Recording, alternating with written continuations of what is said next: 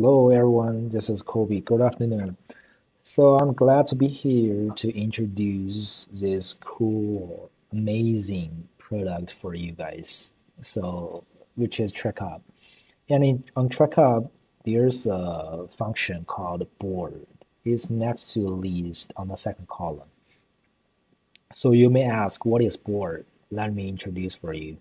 So the board is, you can see here, and you will see you can create a new project and click here, and then you will get this new project, such as a new sub-problem can be created below each question, and each problem can be split to deal with. Okay, so this one.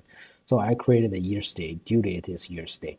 So it's a new one. Then if this problem you have to deal with for a long time and it's processing, so you can drag this one to here because it's already in the procedure, right? So okay, so after that, if this problem is resolved, so you just drag this part to the resolved part.